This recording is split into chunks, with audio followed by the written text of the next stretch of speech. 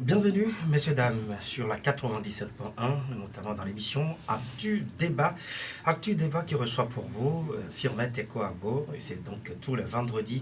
Firmet Ekoabo, bonjour. Bonjour Eligoka, merci de m'avoir invité.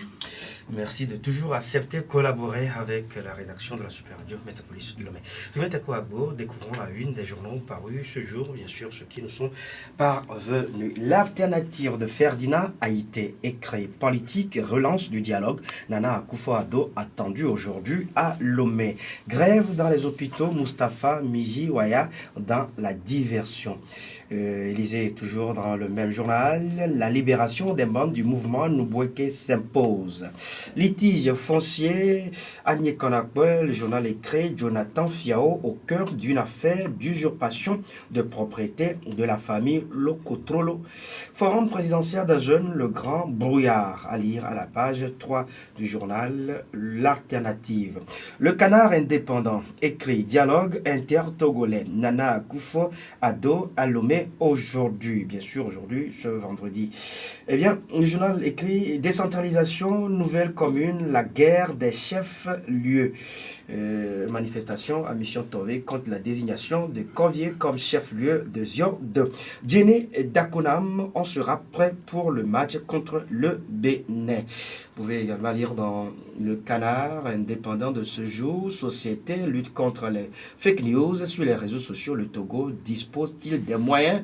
C'est une interrogation à lire donc dans ce journal. Politique, divergence au sein de la coalition, les antagonismes qui font craindre une désillusion. Santé, interview, Dr Kwevi Fernand, diabétologue. Et le diabète est une maladie qu'on peut éviter. C'est donc le journal qui cite l'interviewé Dr Kwevi Fernand, qui est diabétologue. Sport, cyclisme, Fédération togolaise de cyclisme Togo, terminal offre 3 vélos. Ah bon, 3 vélos, bien sûr, à nos cyclistes. Togo Matin écrit Plan national du développement, opérationnalisation du document prévu pour juin 2018. À lire à la page 5 de Togo Matin. Le journal titre également Dépollution du paysage des réseaux sociaux au Togo. Le gouvernement à l'écoute de sa société civile. L'édito du journal est titré Éthique et déontologie sur les réseaux sociaux.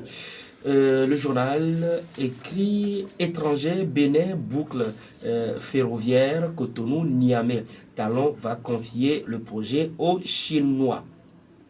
Marine lutte contre les stupéfiants, opération anti-drogue au large du Togo.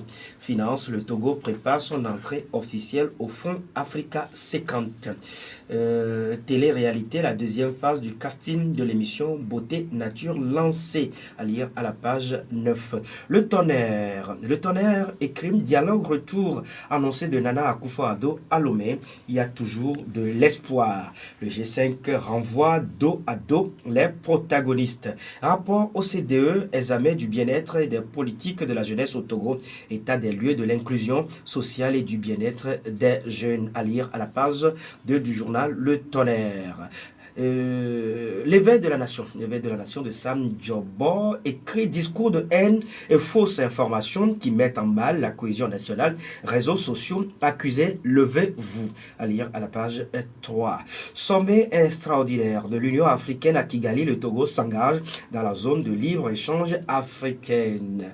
Interconnexion des systèmes informatiques douaniers du Togo et du Burkina Faso, un atelier d'échange et de sensibilisation réunit les acteurs à Lomé. Réforme institutionnelle et constitutionnelle, le MFP 228 a entretenu les jeunes d'addictifs copés sur la conduite à tenir. Dialogue politique inter-togolais en attendant le 3e round avec le retour à Lomé du facilitateur, les masques tombent. Article à lire à la page 3. Liberté, le quotidien écrit après un mois de suspension, le dialogue reprend ce vendredi en présence du facilitateur. C'est la bonne nouvelle, peut-on lire dans les premières lignes de ce journal, de cet article. C'est la bonne nouvelle de cette fin de semaine. Après un mois de l'obscurantisme du pouvoir en place, le dialogue politique démarrait le 19 février, mais interrompu 4 jours plus tard, après 2 séances, devrait reprendre ce jour et en présence du facilitateur Nana Akufo-Addo, attendu à Lomé, à en croire les informations de sources confirmées. Le Front citoyen, le journal en parle, le Front citoyen Togo Debout demande au G5 d'avoir un langage franc et clair à l'égard du pouvoir. Lutte contre les flux financiers illicites et la corruption, à quand les résultats de l'audit du système de déclaration du patrimoine? Interrogation donc du journal à lire à la page 3. Voilà, Fimet Teko Agbo, ce qu'on peut retenir donc de la une des journaux parus ce matin, bien sûr, les journaux qui sont arrivés à la rédaction de la Super Radio Métropolis Lomé. Fimet Teko Agbo, les journaux en parlent depuis plusieurs semaines. Le forum présidentiel des jeunes est annoncé pour très bientôt. Le chef de l'État, togolais Faure Esozina Gnassingbé, malgré les soubresauts politiques que connaît le pays, voudrait aller à la rencontre des jeunes togolais. Voilà, je pense que c'est un forum qu'il a annoncé dans son discours de vœux du 3 janvier 2018, si j'ai bonne mémoire en ce qui concerne la date. Quand le président l'a annoncé, il y a beaucoup qui s'en sont réjouis, c'est une bonne chose. Mais je vois que cela se prépare et si tout va bien, on va l'organiser au Palais des Congrès. Ouais, on note d'ailleurs que cette semaine, il y a eu des rencontres régionales à ce propos. Voilà, et c'est ce qu'on est en train de voir. Mais ce que je suis en train de lire à travers ça, c'est que c'est le chef de l'État, ce sont les jeunes qui vont venir vers le chef de l'État au Palais des Congrès, n'est-ce pas? Donc, mais au départ, on parlait des rencontres régionales. Le chef de l'État va se déplacer dans les régions du pays. Sur ce point, je pense que le président de la République, quand il a prêté serment, il a dit lui, en tant que serviteur de la République. Donc, il est en tant que serviteur de la République. Serviteur de la République. Il est serviteur des Togolais. Ce ne sont pas les Togolais qui sont son patron, qui sont ses serviteurs. C'est lui, au fait, qui est le serviteur de la République togolaise. C'est le principe même de chef d'État. De chef d'État. Il est le serviteur de ces jeunes, au fait. Donc, en sa qualité de serviteur, il devrait se déplacer, il devrait en réalité se déplacer vers ses patrons. Mais selon les informations, c'est ce que le chef de l'État a souhaité. Quand vous lisez les premières lignes ou les premières informations portant sur ce forum, le chef de l'État devrait se déplacer vers les jeunes. Et cela s'inscrit dans les règles démocratiques. Il devrait en réalité se déplacer vers les jeunes. Les jeunes qui vont venir, on va déplacer les jeunes, 3000 jeunes du nord au sud pour venir rencontrer le chef d'État. Moi, je trouve en ça du folklore qui ne va rien donner absolument. Ça ne va rien donner, c'est du folklore au fait. Vous imaginez le chef d'État qui est là, et puis dans une salle climatisée, et les jeunes qui vont venir, tout le monde va bien s'habiller, et on va lui poser des questions à titre protocolaire. Il n'y aura rien de concret dans cette aventure. Ce sera que du folklore. Ça ne va rien donner. Vous pensez que la première formule est la mieux La première formule, ce serait la mieux adaptée, la mieux partagée. Les Togolais ont des réalités. Les Togolais souffrent. Les Togolais n'arrivent pas à trouver à manger. Surtout les jeunes. Les jeunes n'arrivent pas à trouver des sous pour se soigner. Les jeunes n'ont pas d'emploi. Les jeunes souffrent. De Lomé à Saint-Cassé. Et le chef de l'État va échanger donc sur tous ces sujets avec ces jeunes. Non, et le président de la République devrait s'organiser de manière à aller, région par région, aller toucher ces jeunes. Une politique de proximité. Je pense que l'ère du folklore est révolue. Il faut que le président de la République se déplace vers ces jeunes, les toucher, aller rencontrer ces jeunes dans toutes les régions, les rencontrer peut-être dans leur magasin, aller rencontrer ces menuisiers, voir comment ça se passe, échanger avec ces jeunes, aller rencontrer des fonctionnaires, aller rencontrer ces jeunes enseignants, aller rencontrer... Aller dans les universités, dans les écoles. Dans les écoles, aller vers ces centres de métiers. Dans les centres de métiers, pas encore ça, mais aller vers ces jeunes dans leur case. Ce sont ces jeunes qui ont fait de lui président de la République. Mais ici, infirmière Teko Agbo, on parle d'un forum, c'est-à-dire ce qui sous-entend un cadre quand même organisé. Oui, quand on parle de forum, ça veut dire quoi? C'est juste une rencontre protocolaire où il y aura du folklore. Il n'y a rien, et puis on va dire, bon, on va établir un bon rapport et on va présenter son chef de camp. On va dire, il y a des résolutions qui ont été prises, ceci. Et le président peut les oublier. Mais quand il va aller sur le terrain et qu'il va se déplacer, il y a des choses qui vont certainement le marquer. Ça, c'est sûr. C'est une politique de proximité. Vous savez ce que les Français font d'extraordinaire, surtout les chefs d'État français. À chaque premier ou à chaque moment de vœux, de fin d'année, ce ne sont pas les gens qui vont vers le chef d'État pour lui souhaiter des vœux. C'est le chef d'État lui-même qui se déplace dans les usines. C'est lui-même qui va vers des populations pour leur souhaiter des vœux, pour leur souhaiter de bons vœux. Ce ne sont pas ces gens-là qui viennent vers le chef de l'État. Aujourd'hui, le président de la République, il a une chance terrible. Vous savez laquelle chance? Même si ces manifestations lui ont fait du mal, si ces manifestations ont fait du mal, ces manifestations lui ont permis de savoir en réalité que les jeunes souffrent. Parce que la plupart de ceux-là qui sortent dans les rues, ce sont des jeunes, des milliers de jeunes. Les jeunes ne sont pas sortis, la plupart ne sont pas sortis parce qu'il y a une histoire de retour à la Constitution de 92 où il y a une histoire de vote de la diaspora. Les jeunes sont sortis parce qu'ils ont faim. Les jeunes sont sortis parce qu'ils n'ont pas d'emploi. Vous imaginez des jeunes sérieux qui ont de l'emploi. Vous les imaginez un mardi, un mercredi dans les rues de Lomé en train de foutre quoi? Parce que les jeunes sont sortis parce qu'ils n'ont pas d'emploi. Les jeunes sont sortis parce qu'ils se sentent abandonnés. C'est une occasion pour le chef d'État, une aubaine, avantage à espérer. Pour le chef d'État de se dire, ah, au moins je sais qu'il y a des choses comme ça qui se passent. Et il y a tout le Togo a manifesté, du nord au sud. Alors c'est le moment d'aller rassurer ces jeunes. Écoutez, nous sommes même dans la période électorale. Cette année, c'est une année d'élection. Dans 2 ans, il y aura élection présidentielle. C'est une aubaine pour le président de la République d'aller faire, de saisir ce moment, d'aller vers ces jeunes pour leur dire, je suis avec vous. C'est une politique de proximité. Il faut que le président se déplace dans toutes les régions, dans les centres de métiers, dans les universités, dans les lycées.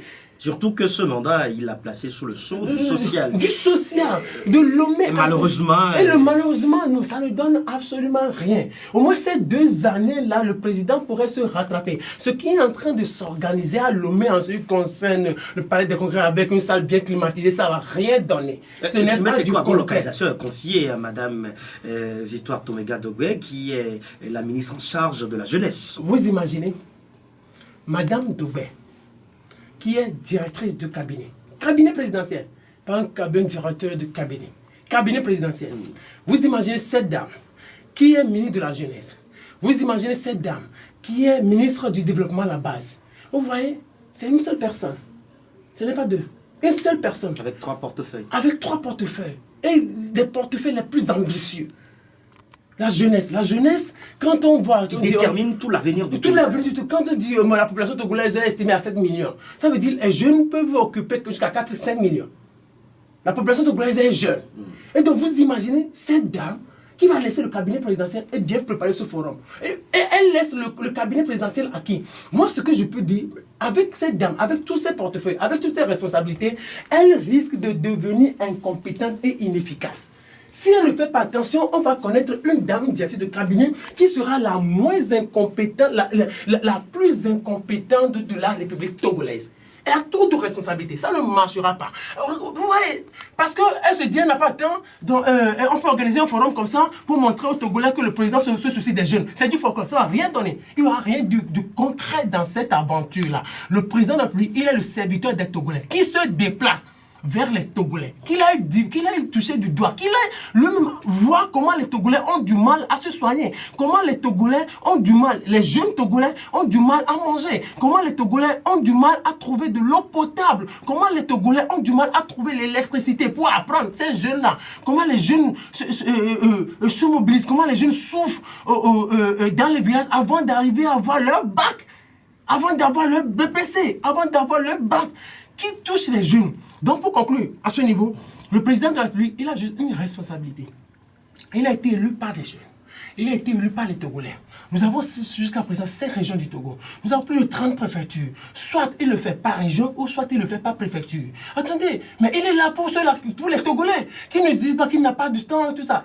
Une première expérience, le faire par région n'est pas mal, finalement. Le faire par région n'est pas mal. Donc il peut choisir région par région. Quand il va dans une région, on organise une rencontre, et après lui-même, il peut se déplacer dans les petits villages, non lointains, dans les petits villages. Et toucher ces jeunes, voir comment les parents de ces jeunes souffrent avant d'envoyer leurs enfants à l'école. Et après, les écoles qui sont dans ces localités-là, il peut aller dans ces écoles-là, voir comment ces écoles manquent d'infrastructures, comment les jeunes-là étudient sous des pailles avant d'avoir leur bac.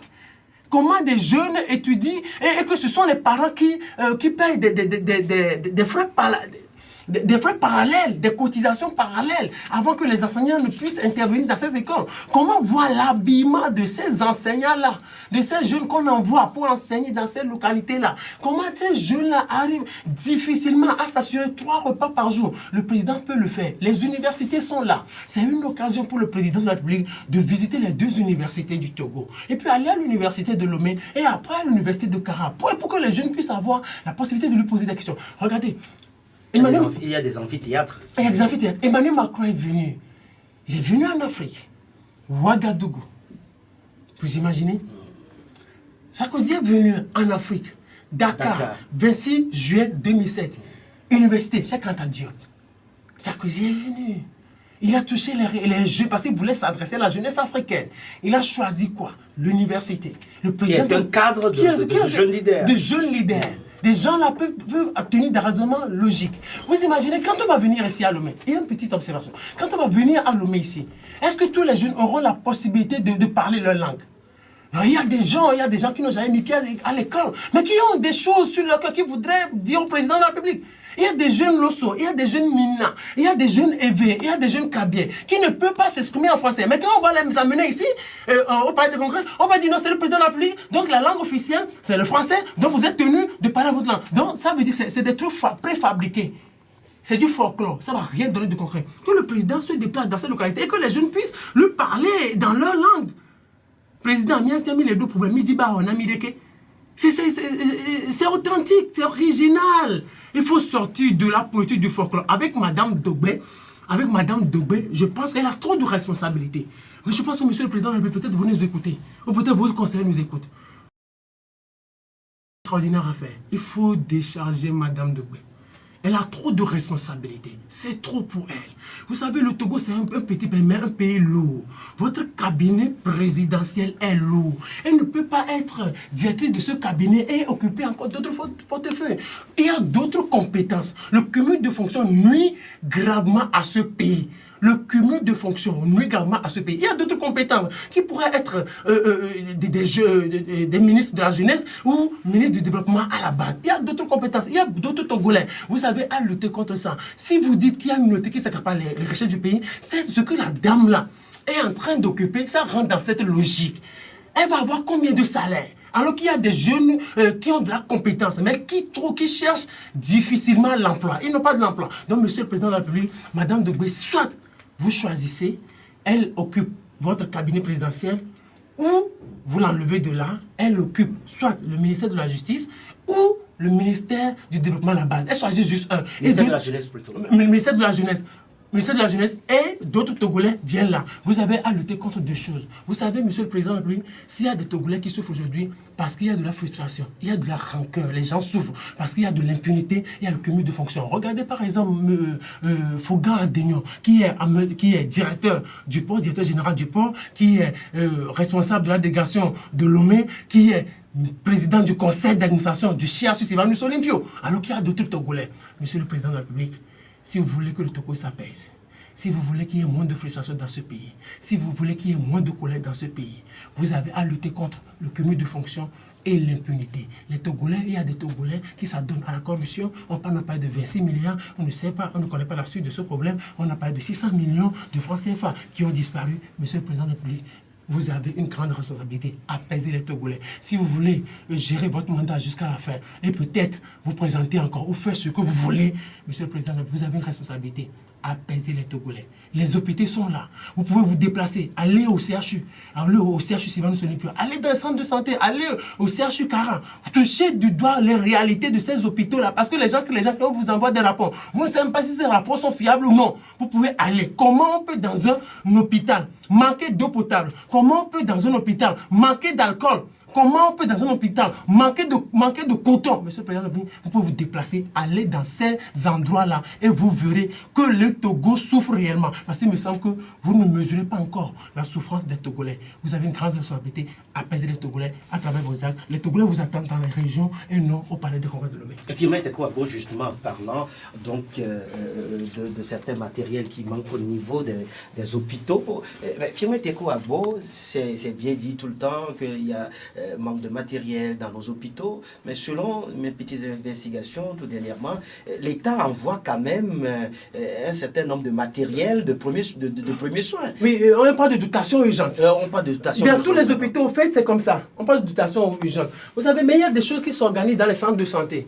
Et on vous dit peut-être, vous arrivez à l'hôpital et on vous prescrit des médicaments, peut-être on vous envoie ça. Ou il y a des choses qui sont auxquelles vous avez droit, en fait. Des choses auxquelles vous avez droit, mais on vous oblige à sortir de l'argent pour les acheter. C'est de la mafia organisée dans ces hôpitaux. Et vous savez, bien sûr, on reproche des choses au gouvernement. Le gouvernement a sa responsabilité. Sa responsabilité, c'est d'assurer, de garantir la santé de tous les Togolais. Et ce que l'état de nos centres de santé ne nous permet pas de dire que le gouvernement fait d'efforts considérables. Donc, le gouvernement a beaucoup à faire. Mais il faut reconnaître qu'il y a des médecins véreux, qu'il y a des gens qui ne sont pas sérieux. Même l'accueil dans ces hôpitaux-là, ça laisse à désirer. Ce n'est pas le gouvernement de faire ça, mais le gouvernement, il a à surveiller ce qui se fait. Le ministre de la Santé a sa responsabilité là, les directeurs de ces centres ont leur responsabilité là, pour qu'on puisse démanteler ce réseau qui revend ce qui revient de droit aux Togolais. C'est ce réseau qui revend ce qui revient de droit aux Togolais. Il y a des produits qu'on vend au CHU, dans les centres de santé. Et pourtant, ils sont sur la liste des dotations urgentes. C'est des choses qui s'organisent et qui peuvent être normalement dénoncées. Le gouvernement a sa responsabilité de voir comment ces produits-là sont utilisés. Et s'il faut arrêter des gens, on peut arrêter des gens et mettre fin à ces histoires. Parce qu'il y a des gens qui ont des cliniques, il y a des médecins qui ont des cliniques.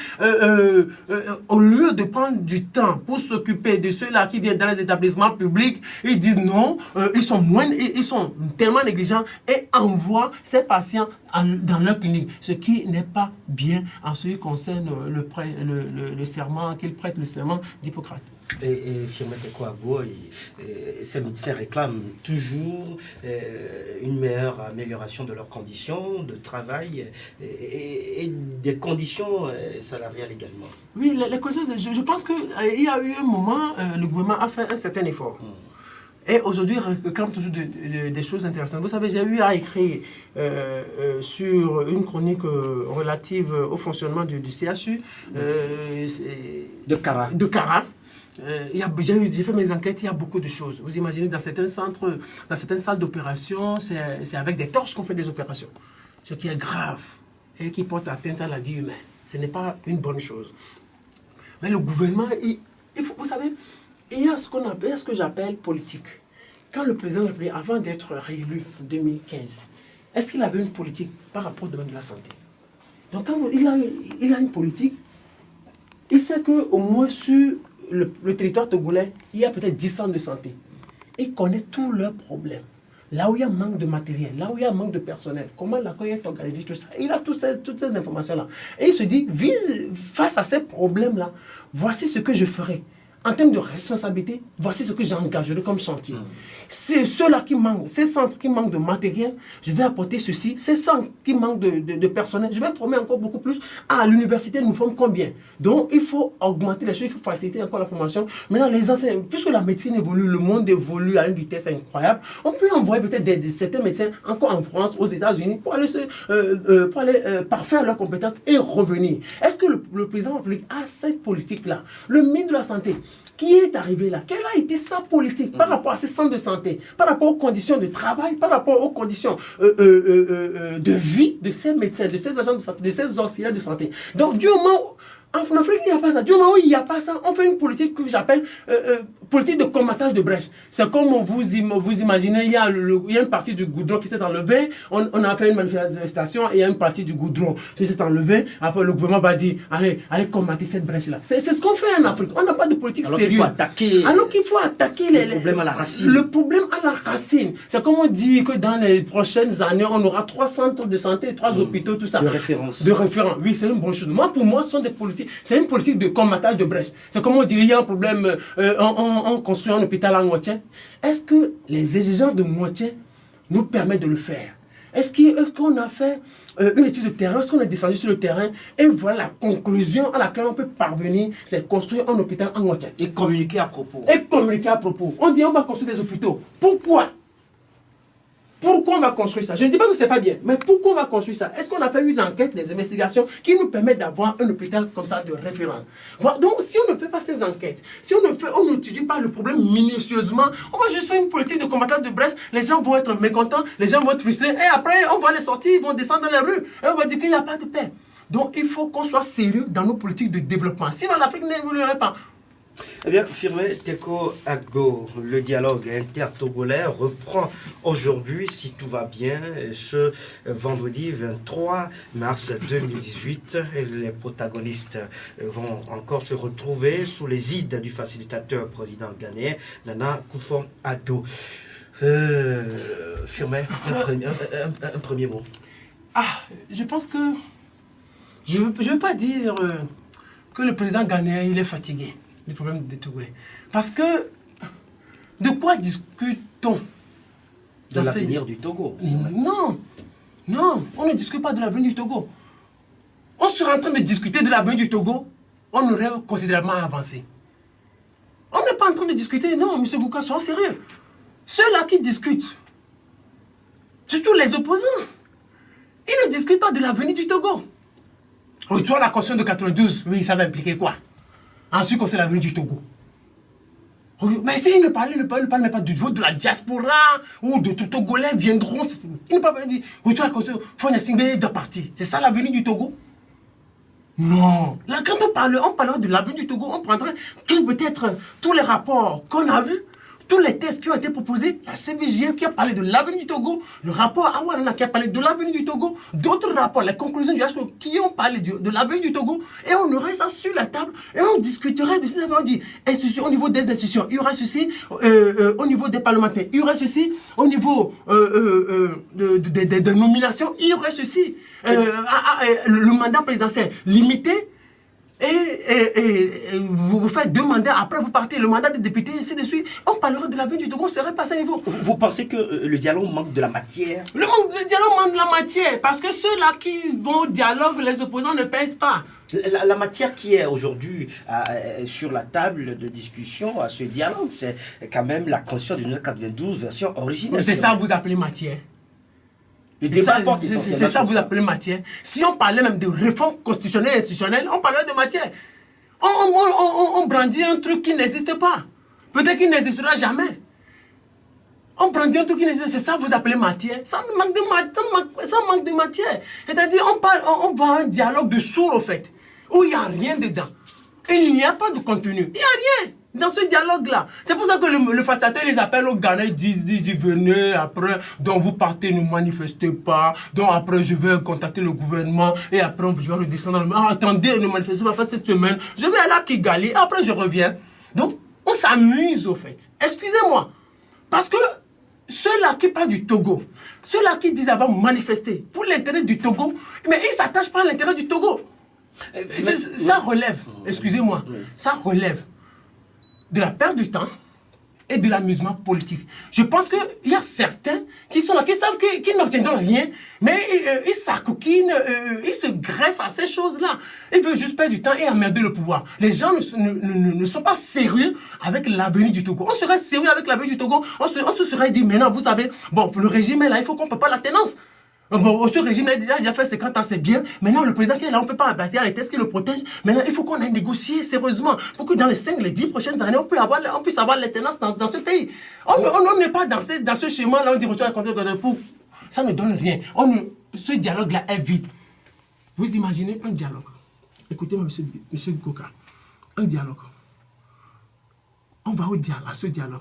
Le gouvernement n'a pris aucun arrêté pour reconnaître ce dialogue. Le président de la République ne s'est pas prononcé officiellement. Il a juste tweeté. Il n'a pas fait de discours pour dire « je vous souhaite bonne chance ». Autant de Yadema, parce qu'à l'époque, c'était le 5 octobre, il y avait des soupçons à l'époque.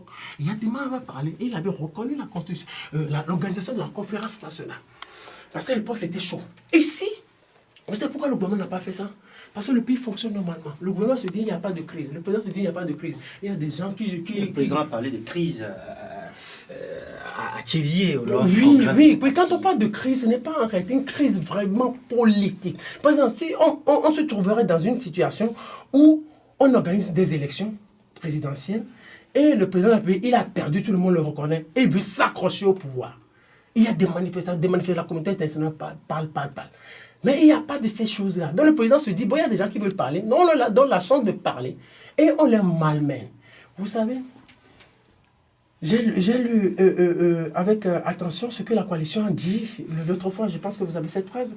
Je ne me rappelle pas trop la phrase. Mais la coalition qui fait appel à d'autres acteurs. À d'autres acteurs de la société civile. Oui, la coalition dit tout simplement que désormais le dialogue, si j'ai bien cette phrase, elle a attiré l'attention du ministre sur le fait que la résolution de la crise, c'est ça, la coalition a attiré l'attention du ministre sur le fait que la résolution de la crise n'est plus seulement de la responsabilité des seuls 14 partis de la coalition et qu'elle s'étend désormais à la société civile et à toute la population qui commence à se lasser de la durée du dialogue. Vous imaginez, la coalition, on leur avait dit à l'époque, on avait dit c'est un problème togolais, il faut que tous les Togolais soient associés à cette rencontre-là. Ils ont dit non, que ce sont eux les meilleurs protagonistes, que les autres Togolais, on n'a pas besoin d'eux. Et voilà qu'ils se retrouvent dans une situation où ils ne sont pas respectés. C'est-à-dire, personne ne les considère. Et ils ne pèsent pas, ces responsables de la coalition, ils ne pèsent pas. Vous pensez qu'ils ne sont pas influents? Ils ne sont pas influents, ils vont être influents où? Ils vont être influents où? Quand vous prenez par exemple un Éric Dupuis, qui le connaît? Un Éric Dupuis qui est dans une délégation de dialogue, mais qui le connaît? Sur le plan politique, bon, on sait que c'est un métis qui a travaillé en France pendant des années. Il a été admis à la retraite en 2006. Après, il a rejoint l'UFC. Et personne ne le connaît sur une liste de quelques partis que ce soit en France. Donc, c'est quelqu'un qui a travaillé peut-être dans une institution financière, il travaille peut-être au service accueil, et il vient ici, et puis il part du Togo, il ne maîtrise pas bien le Togo, bon, sur le plan politique, sur le plan financier, il n'a pas d'argent, pauvre politiquement. Et bon, c'est celui-là qui rassemble le moins possible. C'est un gars qui a toujours des discours qui divisent les Togolais. Vous l'avez dans une délégation. Et vous prenez, par exemple, Antoine Foulé, on a tellement parlé de lui qui traîne des casseroles. Vous prenez un certain professeur Wolo qui est joint de la faculté de droit. Bon, il n'a que d'amis étudiants avec qui il s'entretient régulièrement. Son parti ne représente rien sur la scène. Vous prenez le chef de file de l'opposition qui n'a pas de discours politique et qui est dans une politique de non, et qui ne connaît pas les officiers, qui ne connaît pas le lobby, qui n'a rien, qui n'a aucun réseau derrière, qui n'a pas d'argent. Vous prenez tout cela, vous prenez Madame Adjamagbo, bon, la CDPA, parti de cadre, parti d'intelligents, mais sur le plan électoral, le parti ne pèse pas. Vous prenez Santé du peuple, celui-là qui ne pèse pas. Vous prenez Nicodème Abia, bien sûr, il a été député au Parlement de la CEDEAO, député togolais, le parti des démocrates ne pèse pas. Bon, il va aux États-Unis, mais il n'a personne derrière lui, il n'a pas d'argent. Et Fimet, quoi, selon vous, les acteurs que vous souhaitez avoir également à ce dialogue, que vous les avez cités entre-temps, parlant d'Agbome Kodjo, de Jerry Tama, de Gilles Olympio, de Dem Kodjo, de ces acteurs, pensez-vous qu'ils influenceraient peut-être ce dialogue? Oui, vous imaginez ceux-là que nous avons, ce sont des gens qui sont trop légers. Et vous imaginez un Agbome Kodjo dans une délégation. Mais il connaît toute l'Afrique. Agbome connaît très bien le Moyen-Orient. Agbome connaît toute l'Afrique, mais son nom politique. Mais vous l'aurez face au président ghanéen, le président ghanéen va dire, respect. Vous aurez J.K. Olympio. Mais J.K. Olympio qui connaît les grands de ce monde, dans ce dialogue-là, ils vont faire des positions concrètes. Vous prenez par exemple Maître Jean Degli. Maître Jean Degli qui est des jeunes ministres dans pas de 25 mars 93. Il a dit ça une fois sur cette antenne. Quand on parle de la lutte armée, il peut dire quelque chose. Parce qu'il a été une fois pour la lutte armée. Il a dit ça ici, il a dit ça devant la CVJR. Il a dit ça sur cette antenne l'année passée. Donc c'est des gens qui connaissent un peu le pays, qui maîtrisent un peu le pays. Donc vous n'avez pas ces gens dans votre délégation. Vous allez où? Vous n'irez nulle part. On leur avait dit, ils croyaient qu'on s'amusait. Vous savez, il y a une phrase qui me revient. Nous sommes en 2005. Le président Faure Gnassingbé a pris le pouvoir le 5 février, il y a eu des contestations dans la rue. Et après, il a entamé un balai diplomatique. Il est allé à Libye, il est allé au Gabon. Et après, il vient à Dakar. À Dakar, c'était le président Ouad qui était président.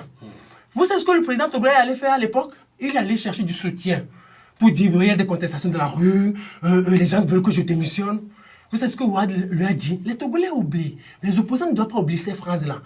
Ouad a été reçu le lendemain de la visite de Faure Gnassingbé sur RFI. C'était à 5h45, 5h50.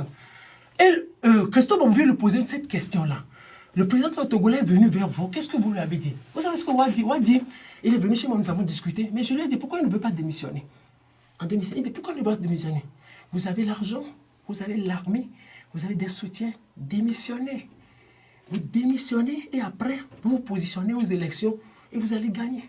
C'est le conseil que Ouad lui avait donné. Parce que Ouad sait que pour avoir le pouvoir, il faut tous ces éléments-là.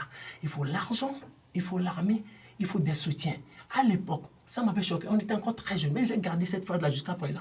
Et les opposants n'ont pas ça là. Ah oui, tu vas donc penser que nos opposants ou les opposants togolais n'ont pas tous ces soutiens dont vous parlez? Écoutez, quand vous parlez d'argent, vous avez vu un... Ils ont le soutien du peuple quand même. Allez-y, allez-y. Mais quand vous voyez dans la liste de ces opposants, vous voyez un milliardaire. Vous voyez un milliardaire. Vous savez, vous aurez un des opposants, hommes d'affaires, vous les verrez dans les rues de Lomé. Il y a des gens qui n'ont pas grand travail à faire. Il y a des gens qui sont au soir de leur vie.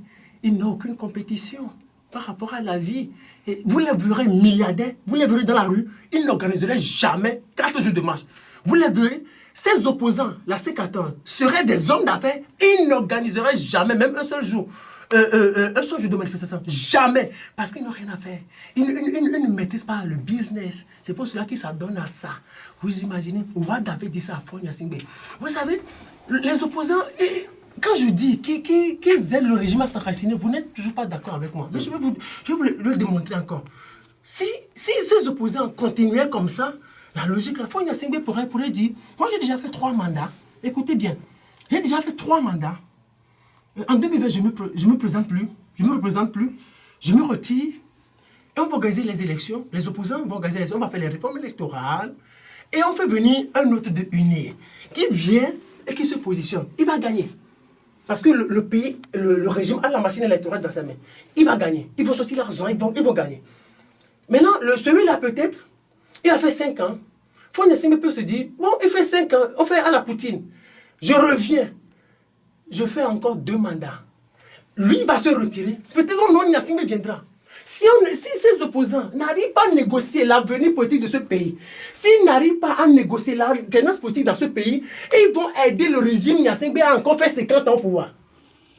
Je suis très sérieux là-dessus. Si ces opposants ne font pas attention, le régime a toutes les stratégies pour conserver le pouvoir. Si on ne va pas à une table de négociation sérieuse, Faure Gnassingbé, lui, il pourrait se retirer. Il s'est là déjà fait 15 ans. Ils ont l'argent, ils ont l'armée, ils ont des soutiens. Ils se retirent. On place n'importe qui là-bas. On place n'importe quel membre de l'Union. On le place là. On le gère. Puis c'est pas lui qui gère. Il y a d'autres personnes qui gèrent. Il fait 5 ans, il se retire. Ou on fait venir un autre Gnassingbé. Parfois Gnassingbé, il vient. La Constitution n'interdit pas à Gnassingbé d'être président. Il vient, il se positionne. Il va gagner. Il va faire 2 mandats. Il va partir, un autre va venir. Ils vont encore faire 50 ans. Ces opposants qui nous écoutent, qu'ils fassent extrêmement attention. Parce que dans leurs erreurs, ils aident le régime Gnassingbé à s'éterniser au pouvoir. S'ils ne font pas attention, s'ils ne veulent pas prendre le problème togolais au sérieux, ils vont aider le régime à faire encore 50 ans. Et il y a des gens qui disent, si vous ne faites pas attention, le pays va reculer de 100 ans. On ne le souhaite pas du tout. C'est pas ce retour en arrière. On ne le souhaite pas du tout à notre cher Togo, à notre cher pays, le Togo. Eh bien, Fimet Teko Agbo, la coordination du système des Nations Unies, a donc sorti un communiqué en début de semaine. La coordination du système des Nations Unies, la délégation de l'Union européenne et les ambassades allemandes, des États-Unis d'Amérique et de France expriment leur reconnaissance, dit donc le communiqué, aux autorités ghanéennes pour leur engagement en faveur du dialogue politique inter-togolais et soutiennent leurs efforts.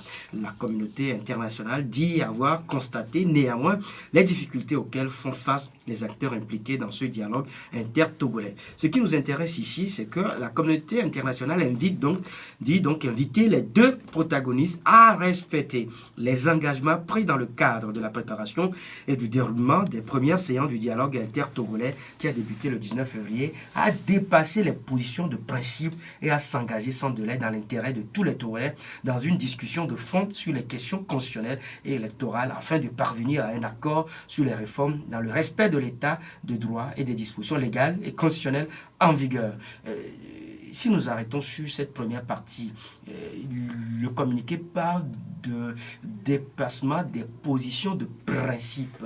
Aujourd'hui, la grande question que certains observateurs se posent est celle de savoir si, en allant à la reprise de ce dialogue, les deux protagonistes ont su dépasser quand même ce qu'ils appellent les positions de principe. Non, vous savez, quand vous dites les deux positions, non, je vous ai dit sur cette antenne que UNI ne fait pas l'actualité. Hein. Le parti au pouvoir ne fait pas l'actualité. C'est l'opposition qui s'agite au fait. Donc pour vous, il appartient à l'opposition ou à la C14 de dépasser ces positions de principe dont il parle. Le parti au pouvoir se dit, nous on respecte les tests, on est respectueux des tests. Les tests nous protègent.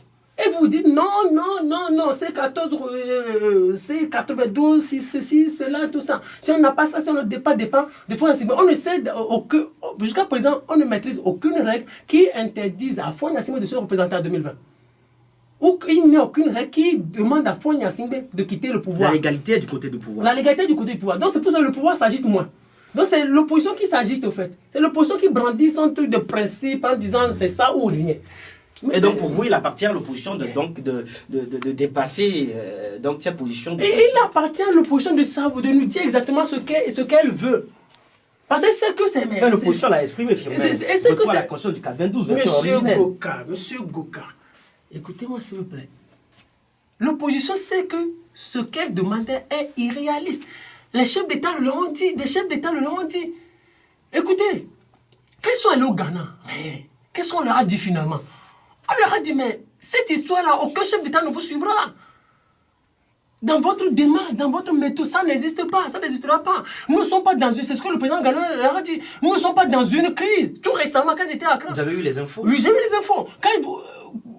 Du moment où... si vous voulez aller aux élections, parce que jusqu'à présent, il n'y a pas de crise où nous ne sommes pas dans une situation où Faure Gnassingbé a violé une règle fondamentale, où Faure Gnassingbé a organisé les élections et Faure Gnassingbé veut s'accrocher au pouvoir. Ça n'existe pas. Donc il y a les textes qui protègent le pouvoir. Alors ce que vous avez à faire, c'est ce qu'on leur a dit. Ce que vous avez à faire, oubliez ça et allez aux élections. C'est ce qu'on leur a dit. On dit allez aux élections. Parce que ce qui réclament leurs revendications sont irréalistes. Ça n'existe nulle part au monde. Donc ce qu'ils peuvent faire aujourd'hui, qu'ils dépassent ça. Parce que ça fait 7 mois qu'on parle de ces choses-là. Des choses qu'on ne peut réaliser. Le pouvoir là qui est là ne peut jamais faire un retour à la C92. Vous pouvez tout lui donner. Ce pouvoir qui est là. Vous pouvez tout faire, vous pouvez marcher. Vous n'aurez jamais C92 en version originelle. Le pouvoir peut faire les réformes profondes, les réformes constitutionnelles et institutionnelles. Mais C92 version originelle, il faut connaître votre adversaire. Le pouvoir là ne va... Le communiqué du groupe des 5 dit parvenir à un accord sur les réformes. Voilà, regardez, là, les ambassadeurs, le milieu diplomatique sait que l'opposition est dans une illusion qui n'a pas son nom. L'opposition, le milieu diplomatique sait que l'opposition togolaise... Ce qui est faisable, c'est des réformes. C'est des réformes. Mais partout, dans tout le monde entier. Mais est-ce que retour à la Constitution de 92 ne serait pas réforme? Non, écoutez, quand on parle de réforme, c'est quoi? Quand on parle de réforme... C'est amélioration. Amélioration. On tient compte des réalités du moment. on tient compte des réalités du moment, on tient compte du futur. Vous savez ce que Emmanuel Macron est en train de faire? Il dit, je vais inclure dans la Constitution, à l'avenir, on peut inclure dans la Constitution le réchauffement climatique. C'est ça les réformes. Il va le faire avec les parlementaires, avec des spécialistes en la matière. Donc quand on parle de réforme, la communauté internationale sait que l'opposition est dans un monde qui n'existe pas. L'opposition, comme Sarkozy l'a dit, l'opposition est dans un imaginaire. Alors on a dit la vérité aux opposants. Et je pense que peut-être aujourd'hui, ils seraient en train de comprendre cela. Parce que la plupart sont déjà sur le terrain électoral. Il y a Jean-Pierre Farr qui vient de rencontrer ces fédérations. Est-ce que les élections ont été à l'ordre du jour? Oui, écoutez. Vous connaissez ANC? Oh non, vous connaissez ANC? Vous connaissez Jean-Pierre Fabre et Éric Dupuis? Monsieur Goka, ne faites pas rire. Vous ne connaissez pas ces deux-là? Vous imaginez un Jean-Pierre Fabre qui ne sera pas... Il sait qu'ils n'iront pas loin. Lui veut juste bloquer les choses et parallèlement organiser cette élection, des élections, participer aux élections et pour garder son titre de chef de file de l'opposition. Jean-Pierre Fabre sait que ses amis n'iront pas loin. Mais lui il a un rôle spécial. Il a un rôle extraordinaire. Il veut tout bloquer, amuser ses amis, les distraire et parallèlement, comme le pouvoir, préparer l'organisation des élections. Jean-Pierre Fabre serait en train de préparer les élections. Le cas, il y a d'autres partis qui seraient dans cette dynamique-là aujourd'hui. Ils savent qu'ils ne peuvent aller nulle part avec cette histoire de retour à la version originelle C82. Ça n'existera pas. Donc, comme mais Firmin Teko Agbo, n'obtenir pas donc le retour à la Constitution de 1992 ni obtenir des réformes sur l'essentiel, c'est quand même ouvrir, agrandir d'ailleurs le boulevard Afouani Assingbe. Oui, ils l'ont toujours fait, c'est ce que je dis. C'est-à-dire maintenir le pays dans le statu quo. Oui, c'est ce qu'ils veulent. Non, mais le président de la République ne va pas rentrer dans ce jeu. Vous connaissez mal ce pouvoir, M. Goka? Non, écoutez, vous connaissez mal ce pouvoir. Le pouvoir va faire des réformes. On fait référendum dans ce pays. Le pouvoir va faire des réformes. Si l'opposition ne peut pas des réformes, le pouvoir, lui, va faire des réformes. Pour montrer à l'opinion internationale qu'il est en train d'avancer. Il a entamé avec des réformes économiques. À un moment donné, maintenant, il veut faire des réformes politiques. Vous croyez que ce avant-projet de loi va laisser ça en l'air comme ça? Donc pour vous, si on ne retourne pas à la Constitution de 1992 selon donc, la réclamation de l'opposition, le pouvoir ferait les réformes à sa manière. Le pouvoir ferait les réformes à sa manière. Le pouvoir ferait les réformes à sa manière. Il fera ça. Sans nul doute, le pouvoir va évoluer. Si les opposants ne veulent pas évoluer, le pouvoir va évoluer à sa manière. Ne pensez-vous pas qu'en voulant donc aller à ces réformes via le référendum, la rue pourrait encore gronder de nouveau et de façon très dangereuse? De façon dangereuse, le pouvoir a toujours essayé de calmer, il va toujours calmer. Ah bon? Oui, le pouvoir a toujours essayé de calmer, il va toujours calmer. Parce que quoi? En face, il n'y a pas d'alternative crédible. C'est pour cela que la communauté internationale soutient toujours le régime. En face, il n'y a pas d'alternative crédible. Le peuple peut crier. Mais vous avez quel leader pour vous représenter à la présidence? Vous avez quel leader? Vous n'avez pas de leader. Vous n'êtes pas d'homme d'État. Vous n'êtes pas d'homme politique sérieux pour être président. C'est-à-dire, c'est le problème du Togo, c'est qu'en face du pouvoir, on ne trouve pas d'alternative crédible. La communauté internationale ne trouve pas d'alternative crédible. Vous verrez des hommes qui constituent une alternative crédible. Vous croirez qu'on ne sera encore à cette histoire de retour à C92. On ne fait que manifester. Et on ne peut pas entendre raison. On ne veut pas aller à une table de négociation et négocier de façon sérieuse. On ferait déjà les réformes. On aurait d'hommes sérieux, d'hommes politiques sérieux. On aurait déjà obtenu quelque chose. Parce que nous n'avons pas de politiciens en fait. Vous savez, Fulbert Artisso a dit publiquement qu'au départ, le dialogue là même n'était pas une option. C'est des gens, ils n'avaient pas de conviction, ils n'avaient pas de discours unique, ils ne savaient pas là où ils allaient. Donc ils marchaient juste pour que le pouvoir tombe un jour. Vous voulez que quoi? La communauté internationale remette le pouvoir à ces gens-là? Excusez-moi. Vous des gens qui reconnaissent aujourd'hui n'avoir pas de vision au départ. Ils marchaient seulement dans les rues. Et vous voulez que la communauté internationale les appelle? L'offre politique de l'opposition ne rassure pas la communauté internationale. Non, c'est même pas l'offre politique, ne rassure pas. Ils n'ont pas d'offre politique. L'opposition qui a marché pendant 6 mois n'a pas d'offre politique. Elle n'a eu rien à proposer. Parce que quand on les appelle, on dit qu'est-ce que vous proposez? Ils ne peuvent pas. Le problème, c'est qu'on n'a pas d'alternative crédible. Des gens qui n'ont pas de discours commun, qui n'ont pas de discours unique, qui n'ont pas de conviction, qui n'ont pas de vision, qui n'ont pas d'offre politique, qui tiennent compte de l'intérêt du peuple, qui tiennent compte de la politique intérieure, qui tiennent compte de la politique internationale du Togo. Et vous voulez que la communauté internationale les appelle et leur dise prenez le pouvoir. Non, c'est parce qu'ils n'ont pas eu à rassurer la communauté internationale. Ils n'ont pas eu à proposer quelque chose de sérieux à la communauté internationale. C'est pour ça que le régime est là. Donc, vous savez, Fonia Singbe a dit en 2005, je vais toujours vous le citer, soit vous venez, on avance ensemble, soit vous ne venez pas, on avance sans vous. Si l'opposition ne veut pas aider Fonia Singbe à faire les réformes, Fonia Singbe, lui seul, va faire les réformes. Son papa a organisé le référendum en 92. Et 25 ans après, on dit le peuple, bien sûr. Lui aussi, il va constituer ce peuple-là, il va organiser le référendum. Vous n'allez rien faire. Le régime là sait ce qu'il est en train de faire. Le régime là contrôle tout. Si vous voulez le laisser continuer à gouverner le pays, c'est encore 50 ans. Vous le faites déjà si bien, ces opposants ils le font déjà si bien, ils veulent toujours aider Fonia Singbe à certains jeux pouvoir. Mais ce que je peux vous dire, vous savez, aujourd'hui les opposants, ils ont peur. Parce qu'ils ont déjà la vérité. Les chefs d'État leur ont dit la vérité. Oubliez ces histoires de C92, allez aux élections. Alors les Togolais qui nous écoutent, leurs militants et sympathisants, vous qui nous écoutez, vous savez, vos leaders se retrouvent aujourd'hui dans une situation pas du tout confortable. Ils souffrent en réalité. Ils ne savent plus le discours à tenir devant vous. Alors vous devez les comprendre, vous qui m'écoutez. Vous devez me comprendre. Écoutez-moi, comprenez ces opposants-là. Le jour où ils vont vous appeler à aller aux élections, ne les lâchez pas. Parce que ce sont les exigences du moment. Ce sont les exigences de la réalité politique. Vous devez les comprendre. Ne les lâchez pas. Quand ils vont revenir à vous, quand ils vont venir vous dire, allons aux élections, mais comprenez-les, que personne ne laisse qui que ce soit. C'est parce que le terrain politique est tellement dur. Ils n'ont pas su maîtriser les paramètres d'alors. Alors vous devez les comprendre. Quand ils vont venir, bientôt, ils viendront vous dire, allons aux élections. Vous, peuple, vous, militants et sympathisants de l'opposition, ne les lâchez pas. Ne leur faites pas de mal. Écoutez-les. Quand ils vont vous appeler à aller aux élections, allez aux élections. Parce qu'aujourd'hui, ils sont bloqués. Ils ne trouvent nulle part où aller. C'est vous le seul recours. Alors, ils ne seront pas en train de vous trahir. Ils seront en train de vous faire juste du bien. Allez aux élections si vous appelez à aller aux élections. Parce que ce retour là, C92 version originelle, ça n'existe pas. C'est irréaliste sur le plan politique.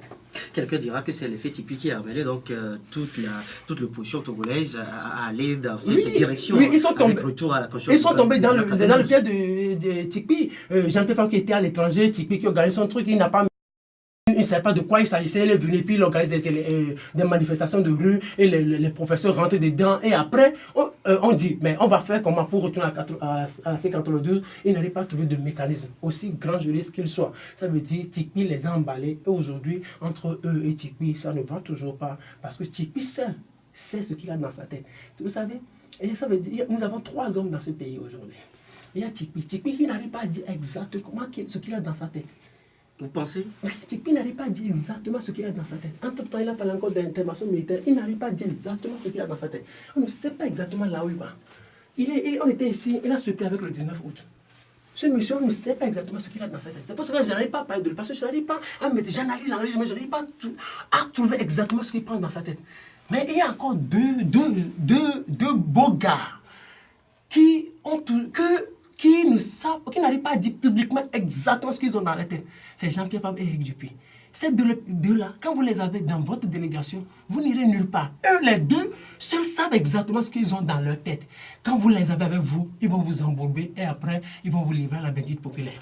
Et Philippe Tekoago, tout à l'heure, vous invitiez le peuple togolais, les militants de tous bords de partis politiques à aller donc aux élections. Si demain, on les invite donc à une consultation électorale. Eh bien, Philippe Tekoago, il faut quand même convenir du fait qu'il faut assainir les conditions d'organisation de ces prochains scrutins au Togo. Et sur ce plan, le G5 dit qu'il invite plutôt les acteurs à parvenir à un accord sur un cadre démocratique rénové et consensuel afin que les électeurs togolais puissent exprimer un choix dans des élections libres et transparentes.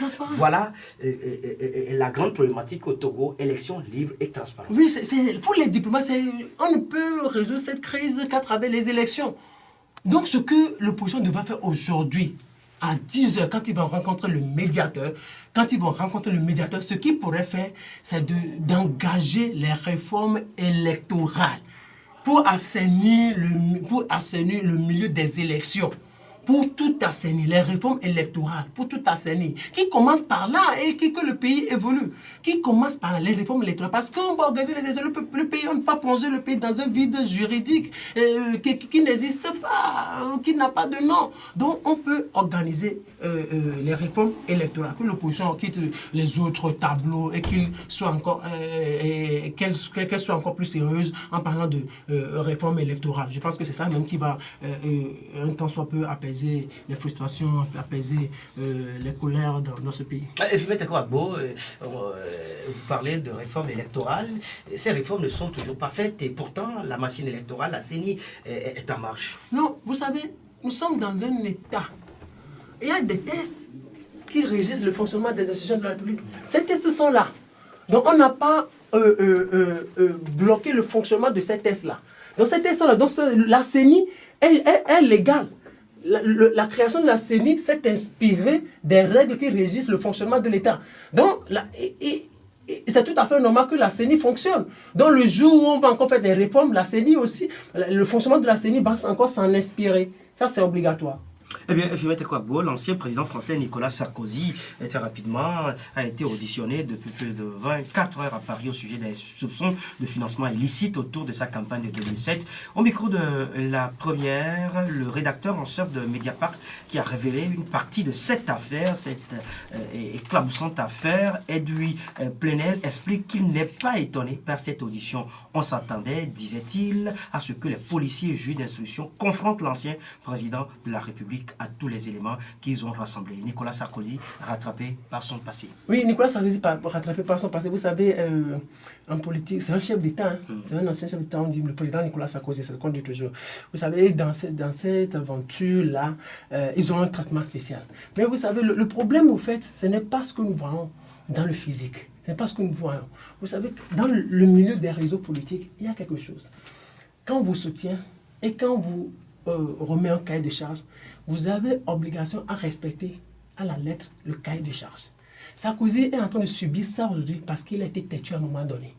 Vous savez, il y a des réseaux dans ce monde, il y a des lobbies, ils sont eux qui font les chefs d'État.